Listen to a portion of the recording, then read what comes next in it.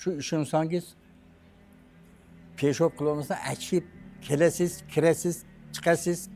Bir kechaga 10 marta, 8 marta, 9 marta turardik.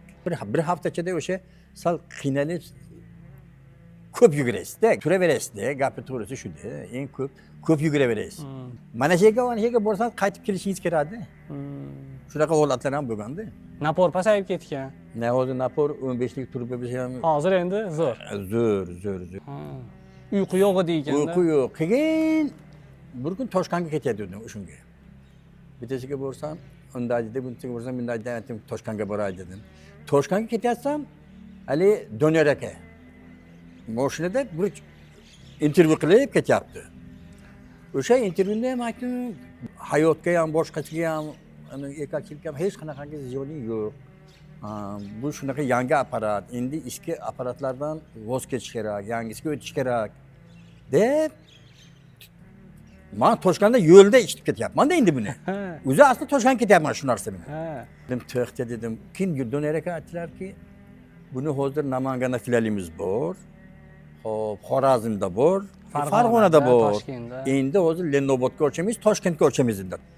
Men aytdim, shunday turib dedim, demak dedim, bu Toshkentga ochadigan bo'lsa, demak Toshkentdan bularning apparati zo'r ekan-da demak. Bu Toshkentga ochamiz deyotgan bo'lsa, kirmadim keyin.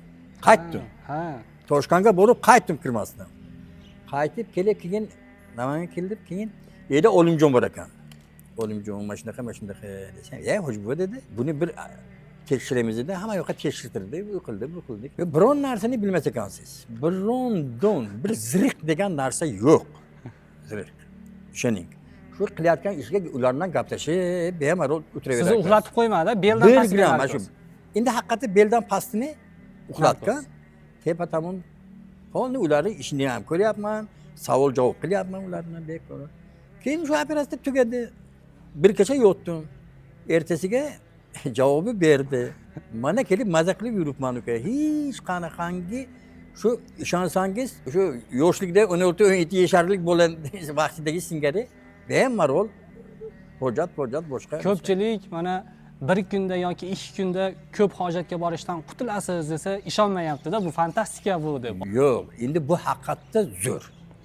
Fisa biloch kerak. Biz endi buni egri turib so'zlaymiz. Ming marta shukr, maslahat yangi sistemaga o'tish kerak-da. Albatta. Uni u Doniyor aka aytdiki, ilgari bunday qilib uzib maydalab olar ekan. Bunda yo'q. Bunda shunday apparatchasida unda lazer apparatida unda olar ekan. Bu hayotga ham hech qanaqangi manaqa martchilikka ham boshqaga ham biron-don ziyoni yo'q ekan. Shu o'ldirdim. Mana zo'r uka. Yolg'on gapildan maqtash ham foydasi yo'q. Ammo haqiqat. Siz operatsiyaga borishdan oldin qancha vaqt o'ylanib yurdingiz, ikkilanib? Mana YouTube'da ko'rgandan keyin, qanchadan keyin qaror qabul qildingiz boraman deb? Bir 2 kun ichida bordim-da. 2 kun ichida YouTube'da ko'rib, o'shadan qaytib kelib, 2 kun 3 kun bu yerda turib, keyin to'g'ri Olimjonga bordim-da. Ko'pchilik 1 yillab, 5-6 oylab o'ylanib yurishadi-da. Yo'q, bunga hech o'ylamaslik, ammo biron-don sezmaydi.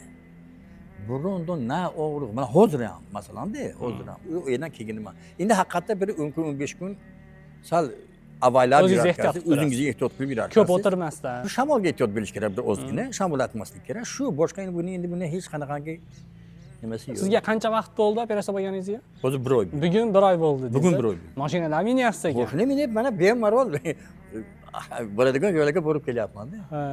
Maşallah. Aytayapman-ku, hech qanaqangi og'riq yo'q, boshqa narsa yo'q. Doktor ko'rib, buni 2 oy 3 oy olmasangiz sizniki yomonga qaytadi deb bitta doktor shunaqa dedi. Endi men keyin qo'rqdim. Endi mana maslahatim, odamlar shu o'zlarini qiynamasdan to'g'ri o'sha yerga borsinlar. Eng zo'r variant shu admin. Ularning apparati ham yo'q ekanda hech qayda. U apparat juda qimmat. Qimmat ekanda o'shani aytayotganda $1 million qanaqa deb gapiryapti o'sha yerda bo'lgan. Endi Toshkentda ham yo'q-kanda bo'lsa agar bular Toshkentga ochmasdi-ku. Endi ochishdi-da. Ochdimi Toshkentda? Hozir mana Xorazmda qilyapti, Toshkentda, Farg'onada, Namanganda, keyin Tojikistonda ochildi. Yo'q, Toshkentga ham Doniyor aka ochdimi? Ha, Doniyor aka o'zi ochdi. Yo'q, Toshkentning o'zida yo'q ekanda o'zlarida. Yo'q edi, ha, yo'q edi. O'shanga men qaytib kelgandim Toshkentga. Yana rahmat, o'sha kimga sabab bo'ladi. Albatta.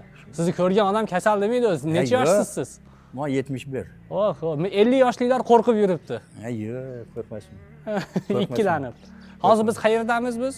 Biz O'zi biz ko'rayotgan. Kosonsoyda sizlar. Hozir Namangan viloyati Kosonsoy Kosonsoy tumani markazida ekanmiz. Shahar ichi o'sha Mavon Nahr mahallasi bor şeyda. Shu yerda sizlar.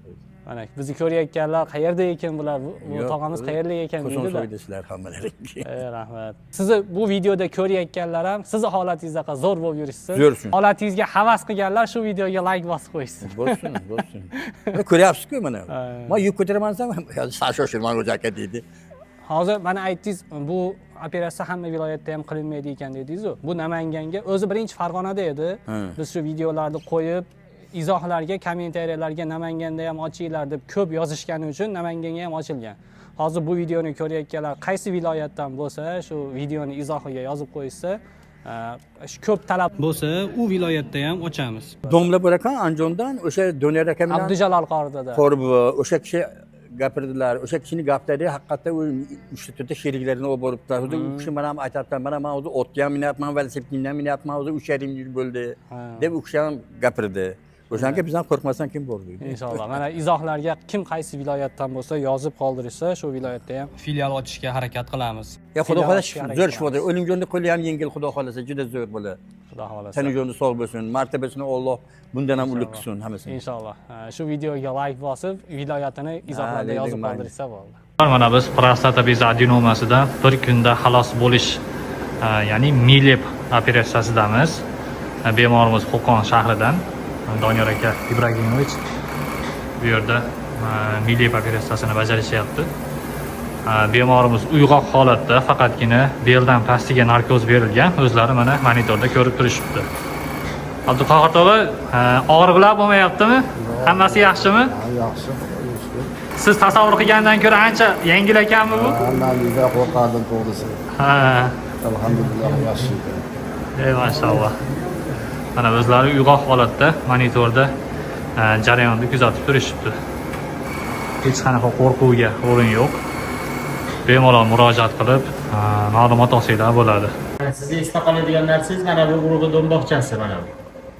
Siz mana shuni qoldiramiz. Urug' mashqdan chiqadi.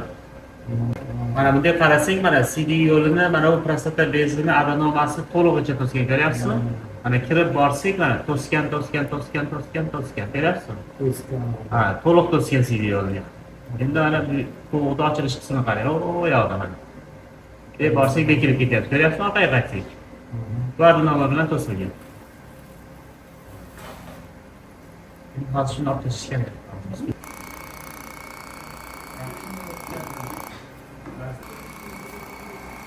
Doniyor aka, bu operatsiyadan keyin qaytalanish bo'lmaydimi deb so'rashadi.